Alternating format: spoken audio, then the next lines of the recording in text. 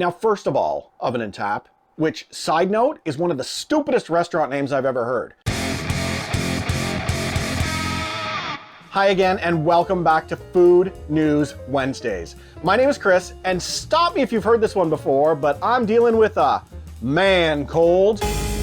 However, I could not let that stand in the way of delivering this week's hottest and most important news stories, so thank you for joining me. I'm glad that you're here, and most importantly, I'm glad that you're in my life. There are, however, certain people I don't need in my life, and that includes the owners of the Oven and Tap restaurant in Bentonville, Arkansas, who I'm certain are subscribers to this channel, and they're welcome to stop watching this video right now. See, earlier this week, a collection of like-minded people called the $100 Club went into the Oven and Tap supper. 44 of them, in fact. And they're called the $100 Club because at the end of whatever meal they have, everybody tips $100 to their server.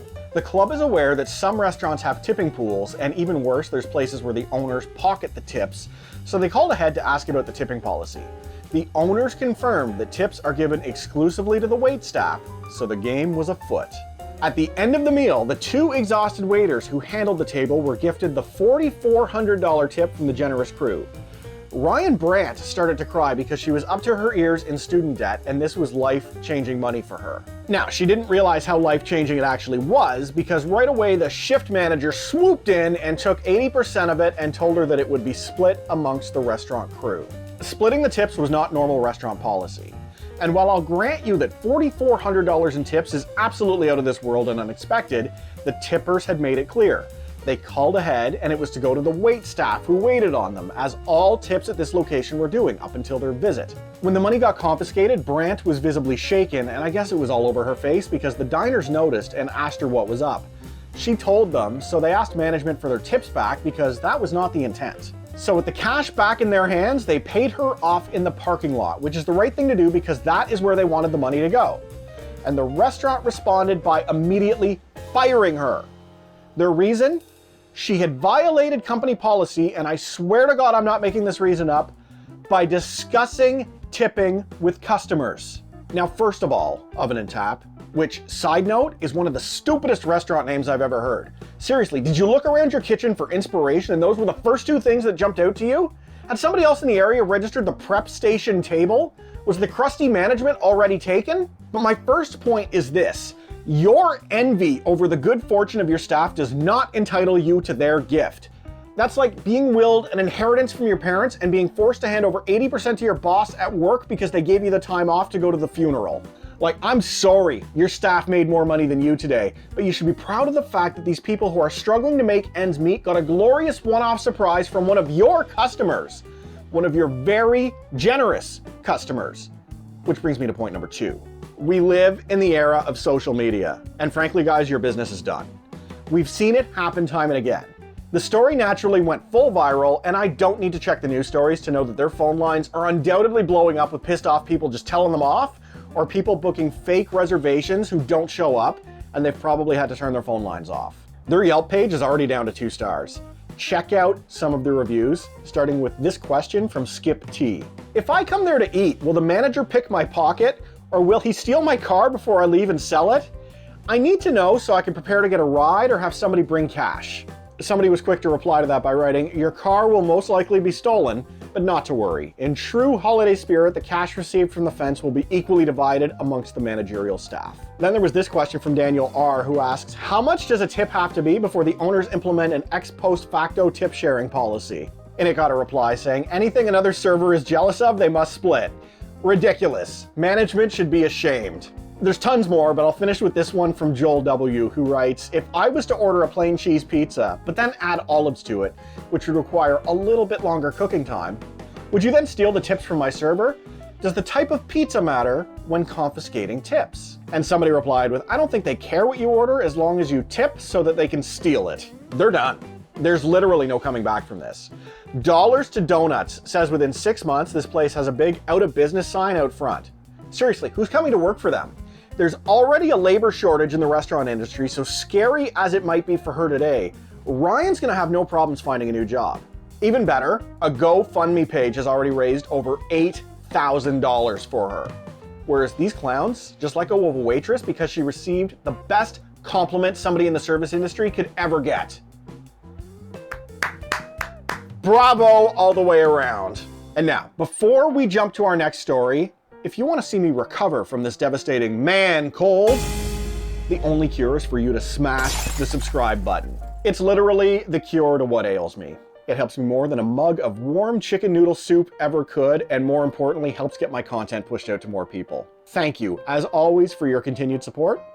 And now let's get back to the show. Amazingly enough, the stupidity didn't end south of the border this week, because over in Gravenhurst, Ontario, on the night of December 7th, police responded to a call about a collision, where one of the cars failed to remain on scene. While the cops were looking into finding out who this mystery driver was, they got a second call about 30 minutes later about a car sitting in the middle of an intersection on Muskoka Road 169. Nice! Police arrived on scene, presumably figuring that maybe his battery died or the transmission blew. However, it was none of the above. It was actually our hit-and-run perp, and he had stopped in the middle of the intersection to eat chicken wings. You heard that right. He stopped in the middle of an intersection. Probably not a busy one, mind you. It's Gravenhurst, for God's sakes, but an intersection nevertheless. A 67-year-old man was just sitting there eating chicken wings like it ain't no thing. And I have just one question. Ken Domick, is that you? Man. So as it turns out, it wasn't. Ken was probably eating chicken wings in somebody else's intersection, and the 67-year-old man was charged and arrested for failing to report a collision, impaired operation of a motor vehicle, and for choosing honey garlic sauce over buffalo. That last charge carrying a life sentence if convicted, and rightfully so. And on the topic of stopping at completely inopportune times, in Pakistan this week, the Federal Minister for Railways, which is somehow an actual paying job, Azam Khan Swati, suspended a railway operator and his assistant after a video was posted to social media showing that they stopped the train. Now you might wonder why stopping the train is such a big deal. Well, first of all, it was full of passengers at the time. Pakistani Railway is already under a lot of fire for late arrivals, which kind of puts them ahead of OC Transpo here in Ottawa, where our railway doesn't even work most of the time. There have also been concerns about passenger safety, and then of course the biggest issue of them all, declining revenue. So what good reason did the driver have for stopping the train? Well, he needed yogurt. He stopped the train to buy yogurt. He stopped a train full of passengers to buy yogurt. Now what kind of bothers me the most about all this is that at no point did the story stop to tell us what kind of yogurt it was. If there's a yogurt worth stopping a train full of passengers for, frankly, I need to know about it. I want to know the brand name, I want to know the flavor, and I want to know if it's one of those with the fruit at the bottom that you need to mix in, or maybe if it has that little disgusting layer of water at the top. Maybe one of those inverted cups of granola or nuts to give it some texture or crunch. Is it goat's milk, sheep's milk, unpasteurized, Greek, Australian, soy, almond? Come on! We the people need to know, because if it possesses a man to stop a train, then that's a yogurt we need in our lives. So while we work to get to the bottom of the yogurt scandal, are you struggling to find the perfect gift for your loved one this holiday season? Well, Del Taco is here for you, because over at Del Taco's web store, for the low, low price of $19.99, you can buy a stocking filled with individual packages of their hot sauce. Every one of their holiday stockings comes with your choice of 100 packages of mild, Del Scorcho, or Del Inferno sauce. And if you're on a budget and you want to make one yourself, here's my own tried and tested tip. Find a Del Taco, scout for a cashier who's young and has a general vibe that they do not care for this job, and when they ask you if you want sauce, say, yeah, as many as you can give me without being fired. It's worked for me with great success at Taco Bell, and it has for other Redditors. In fact, here's the results one Redditor had when they met the holy grail of, I don't care. And that is the news for this week. Have you ever asked for a package of Del Scorcho sauce and kept a straight face? What nondescript grocery item would you ever stop a train for? Are honey garlic wings worthy of the death penalty? And seriously, have you ever heard of a stupider name for a restaurant than Oven and Tap? Please don't forget to comment below and share the craziest news stories that you've seen this week with me. I'll of course be back every single week to recap the nonsense with you, and if you want to make sure that you're a part of it, do not forget to hit the subscribe button. And of course, don't forget to be good to one another, unless it's to the owners of the Oven and Tap and I'll catch you on the next one.